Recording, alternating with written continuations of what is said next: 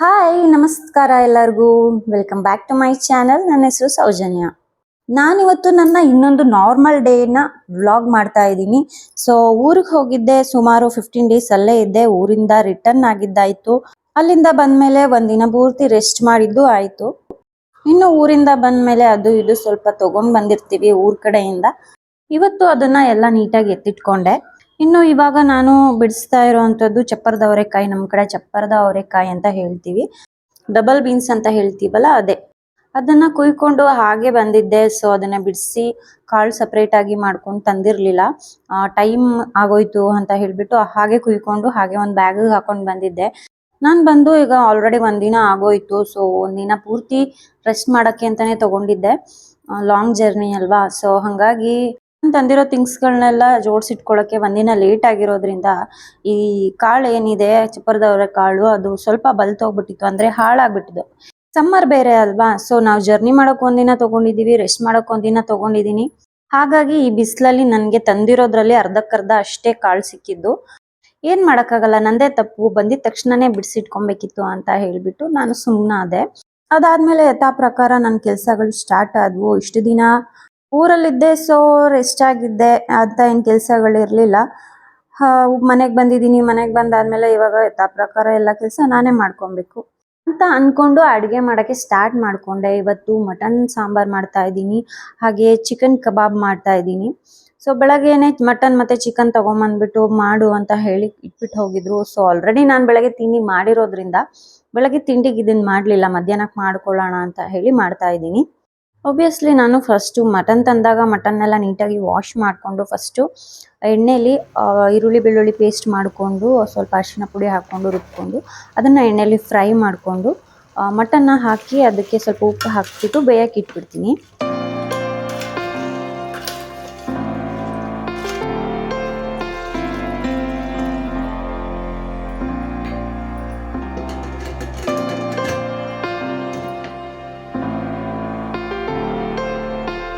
ಅದಾದಮೇಲೆ ಮಟನ್ ಬೇಯೋ ತನಕ ಕೂಗಿಸ್ಕೊತೀನಿ. ಒಂದೊಂದು ಮಟನ್ ಚೆನ್ನಾಗಿರುತ್ತೆ, ಬೇಗ ಬೆಂದ್ಬಿಡುತ್ತೆ. ಒಂದೊಂದು ಮಟನ್ನು ಎಷ್ಟು ಬೇಯಿಸಿದ್ರೂ ಬೇಯಲ್ಲ.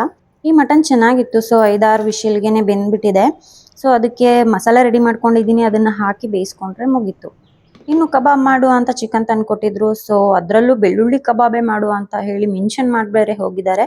ಸೊ ಹಾಗಾಗಿ ಬೆಳ್ಳುಳ್ಳಿ ಕಬಾಬ್ ಮಾಡ್ಕೊಳ್ಳೋಣ ಅಂತ ಹೇಳಿಬಿಟ್ಟು ರೆಡಿ ಮಾಡ್ಕೊತಾ ಇದ್ದೀನಿ. ಈ ಬೆಳ್ಳುಳ್ಳಿ ಕಬಾಬ್ಗೆ ನೇಮು ಫೇಮು ಏನು ಕಡಿಮೆ ಇಲ್ಲ, ವರ್ಲ್ಡ್ ಫೇಮಸ್ಸೇ ಆಗೋಗಿದೆ. ಹಾಗಾಗಿ ಏನೇನು ಮಾಡ್ತಾ ಇದ್ದೀನಿ, ನಾನು ಹೇಗೆ ಮಾಡ್ತಾ ಇದ್ದೀನಿ ಅಂತ ಹೇಳೋದೇನು ಬೇಕಾಗಿಲ್ಲ ಅನಿಸುತ್ತೆ. ಎಲ್ರಿಗೂ ಗೊತ್ತಿರೋ ವಿಷಯನೇ ಅದು. ಸೊ ಆಲ್ರೆಡಿ ಎಲ್ಲರೂ ಟ್ರೈ ಮಾಡಿರ್ತೀರ ಇದನ್ನು. ನನಗೂ ಕೂಡ ನಿಮ್ಮೆಲ್ಲರೂ ಹಾಗೆ ಇದು ಸೋಷಿಯಲ್ ಮೀಡಿಯಾದಲ್ಲೇ ಗೊತ್ತಾಗಿದ್ದು, ಅದನ್ನು ನೋಡಿಬಿಟ್ಟೆ ನಾನು ಟ್ರೈ ಮಾಡಿದ್ದು. ಸುಮಾರು ಸಲ ಮಾಡಿದ್ದೀನಿ, ಇವತ್ತು ಕೂಡ ಒಂದ್ಸಲ ಮಾಡ್ತಾ ಇದ್ದೀನಿ. ನಾವು ಹೊರಗಡೆಯಿಂದ ಕಬಾಬ್ ಪೌಡರ್ ತಂದುಬಿಟ್ಟು ಏನು ಕಬಾಬ್ ಮಾಡ್ತಾ ಇದ್ವೋ ಅದಕ್ಕಿಂತ ಒಂದು 10 ಪಟ್ಟು ರುಚಿ ಚೆನ್ನಾಗಿರುತ್ತೆ ಇದ್ರದ್ದು. ನನಗಂತೂ ತುಂಬ ಇಷ್ಟ, ನನ್ನ ಹಸ್ಬೆಂಡಿಗೆ ಇನ್ನೂ ಇಷ್ಟ. ಹೊರಗಡೆಯಿಂದ ಯಾವುದೇ ಥರ ಪೌಡರ್ ತಂದು ಇಲ್ಲಿ ಮಿಕ್ಸ್ ಮಾಡ್ಕೊಳ್ಳೋ ಅಗತ್ಯನೇ ಇರಲ್ಲ. ಎಲ್ಲ ಮನೆಯಲ್ಲೇ ಇರೋ ಅಂಥ ಐಟಮಿಂದನೇ ಯೂಸ್ ಮಾಡ್ಕೊಂಡು ಮಾಡೋದ್ರಿಂದ ಇನ್ನೂ ಚೆನ್ನಾಗಿರುತ್ತೆ.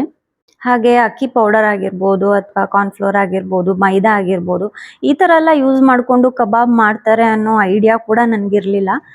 ಹೀಗೆ ಲಾಸ್ಟ್ ಟೈಮ್ ಒಂದ್ಸಲ ನಾನು ಬೆಳ್ಳುಳ್ಳಿ ಕಬಾಬ್ ಮಾಡ್ತಾ ಇರಬೇಕಾದ್ರೆ ಅಕ್ಕಿ ಪೌಡರ್ ಖಾಲಿ ಆಗಿತ್ತು ಅಂತ ಹೇಳಿಬಿಟ್ಟು ನಾನು ರಾಗಿ ಪೌಡರ್ ಹಾಕೊಂಡಿದ್ದೆ. ಅದರಲ್ಲೂ ಕೂಡ ಏನೂ ರುಚಿ ವ್ಯತ್ಯಾಸ ಆಗಲೇ ಇಲ್ಲ, ಅದು ಕೂಡ ಚೆನ್ನಾಗೇ ಇತ್ತು.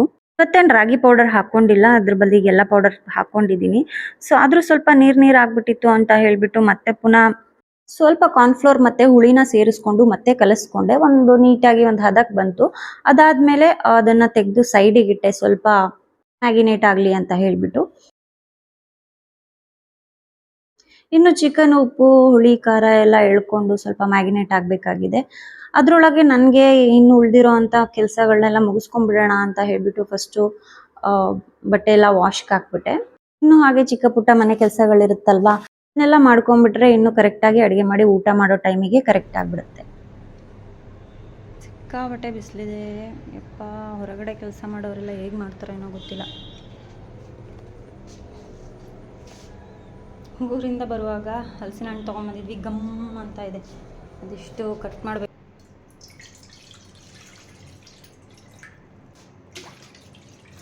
ಇನ್ನೇನು ಊಟದ ಟೈಮ್ ಆಯಿತು, ಸಾಂಬಾರು ರೆಡಿ ಇದೆ. ಇನ್ನು ಕಬಾಬ್ ಮಾಡಬೇಕು. ಇವರು ಕೂಡ ಊಟಕ್ಕೆ ಬರ್ತೀನಿ ಅಂತ ಹೇಳಿದ್ರು. ಅಷ್ಟರಲ್ಲಿ ಅವ್ರು ಬರೋದ್ರೊಳಗೆ ಮುದ್ದೆ ಮಾಡ್ಕೊಂಡ್ಬಿಡೋಣ, ಅವ್ರು ಬಂದಮೇಲೆ ಕಬಾಬ್ ಮಾಡೋಕ್ಕೆ ಸರಿ ಹೋಗುತ್ತೆ, ಬಿಸಿ ಬಿಸಿ ಆಗಿದೆ ಅಂತ ಹೇಳಿಬಿಟ್ಟು ನಾನು ಫಸ್ಟು ಮುದ್ದೆ ಮಾಡ್ಕೊಂಡ್ಬಿಟ್ಟೆ. ಸೊ ಮುದ್ದೆ ಮಾಡಿಕೊಂಡು ಹಾಟ್ ಬಾಕ್ಸ್ ಒಳಗೆ ಹಾಕಿಟ್ಕೊಂಡ್ರೆ ಬಿಸಿ ಬಿಸಿನೇ ಇರುತ್ತೆ. ಅಕಸ್ಮಾತ್ ಅವ್ರು ಬರೋದು ಲೇಟ್ ಆದರೂ ನಾನು ಹೊಟ್ಟೆ ಹಸಿದ್ರೆ ತಿನ್ಕೊಂಡ್ಬಿಡ್ಬೋದು.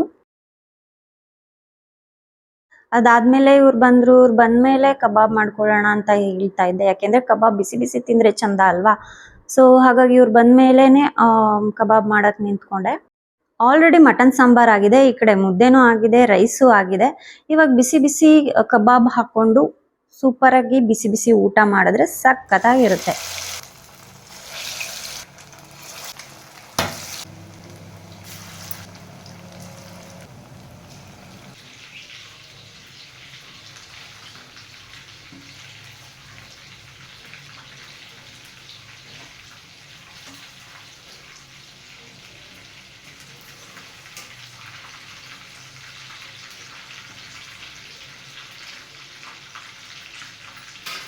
ಈ ಮಧ್ಯಾಹ್ನಕ್ಕೂ ಈ ಸೆಕೆಗೂ ಈ ಉರಿ ಬಿಸಿಲಿಗೂ ಮಧ್ಯಾಹ್ನದ ಹೊತ್ತು ಅಡುಗೆ ಮಾಡಿ ಈ ಎಣ್ಣೆ ಮುಂದೆ ಸೆಕೆ ಆಗ್ತಿದೆ, ಬೆಂದು ಹೋಗ್ತಾ ಇದ್ದೀನಿ. ಕಬಾಬ್ ಮಾತ್ರ ಬೇಯ್ತಾ ಇಲ್ಲ, ನಾನು ಜೊತೆಗೆ ಬೇಯ್ತಾ ಇದ್ದೀನಿ.